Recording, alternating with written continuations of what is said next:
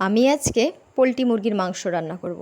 এর জন্য আমি নিয়েছি 4টে আলু, 2টো রসুন, কিছুটা পরিমাণ আদা, 4টে পেঁয়াজ ও কয়েকটা কাঁচা লঙ্কা।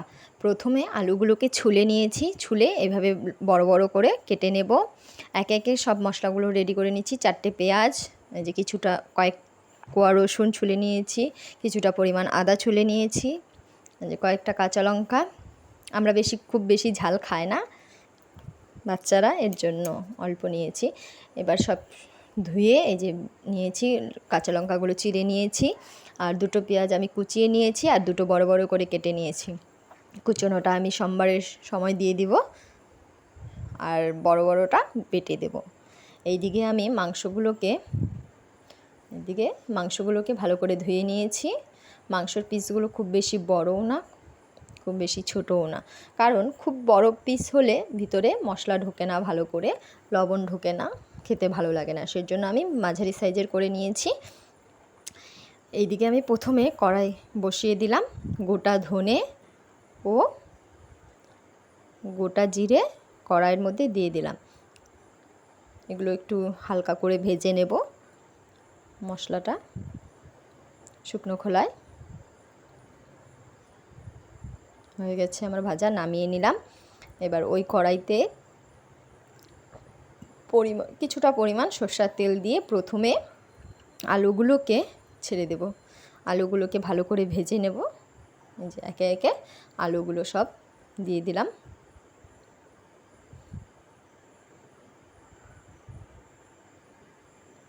সামান্য পরিমাণে লবণ, তাহলে আলুগুলো সেদ্ধ হবে ভালো, আর কিছুটা সামান্য পরিমাণে হলুদ গুঁড়ো দিয়ে দিলাম। দিয়ে এটা ভাজবো।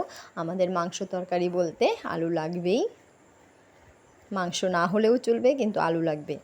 এই দিকে আমি মশলাটা এখন বেটে নেব। এখানে নিয়েছি পেঁয়াজ, আদা, রসুন। এই যে লাল লাল করে আমার ভাজা হয়ে গেছে, নামিয়ে নিয়েছি।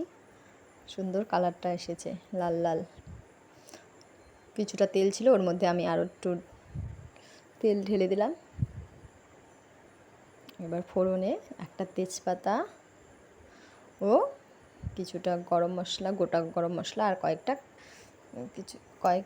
কিছুটা গোটা জিরে দিয়ে দিলাম।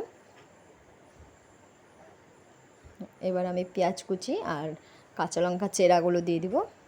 দিয়ে একটু ভাজা ভাজা করে ভাজা ভাজা করে নেব।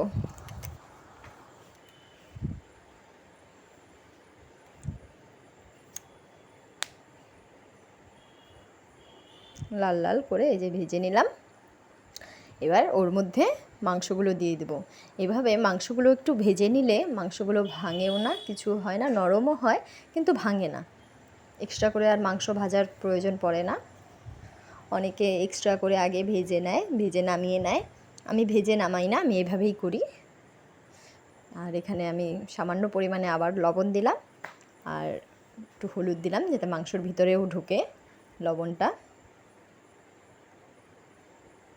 নেড়ে চেড়ে একটু ভাজা ভাজা করে নিলাম। দেখুন আমার মাংসগুলো খুলে নিই। এদিকে আমার বাটা হয়ে গেছে, এই যে মাংস ভাজা হয়ে গেছে। এর মধ্যেই আমি এখন মশলাটা দিয়ে দিলাম।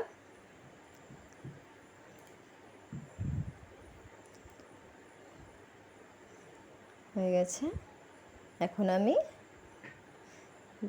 সামান্য লবণ দিলাম, কারণ আগে 2বার লবণ দেওয়া হয়েছে, এখন পরিমাণ মতো লবণটা দিলাম। আর দিয়ে দিলাম হলুদ গুঁড়ো।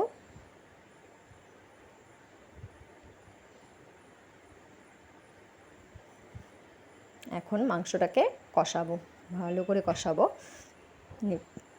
আর দিয়ে দিলাম কাশ্মীরি লঙ্কার গুঁড়ো,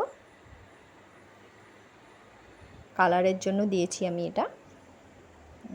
এখন কষাবো, হালকা আছে কষাবো, নেভা নেভা জালে। আর এদিকে আমি ওই যে ভাজা মশলাটা গুঁড়ো করে নিয়েছি, দেখুন। এবার কষানো হয়ে গেছে, আমি আলুগুলো দিয়ে দিব। মানে মিডিয়াম কষানো হয়েছে, এখন আলুগুলো দিয়ে আরও কষাবো।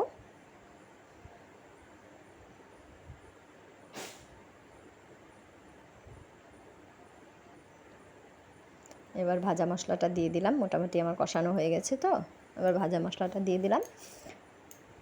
দিয়ে একটু নেড়ে চেড়ে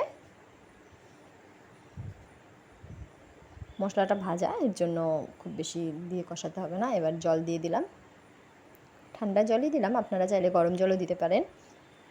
এদিকে আমি গোটা মশলা 3টে এলাচ, 2টো লবঙ্গ, কিছুটা দারচিনি নিয়ে নিলাম। এই যে দেখুন আমার ফুটে হয়ে গেছে। এখন আমি এই যে গরম মশলাটা দিয়ে আর একটু ফুটিয়ে নামিয়ে নিব। এই যে হয়ে গেছে। আমাদের একটু ঝোল ভালোবাসে, তাই আমি একটু ঝোল ঝোল বানিয়েছি। এই যে দেখুন কালারটাও সুন্দর এসেছে, খেতেও ভালো লাগবে। দেখুন মাংসগুলো ভাঙেনি। এটা গরম ভাতের সাথে খাবেন, গরম গরম ভাতের সাথে খাবেন, একদম জমে যাবে। Thank you.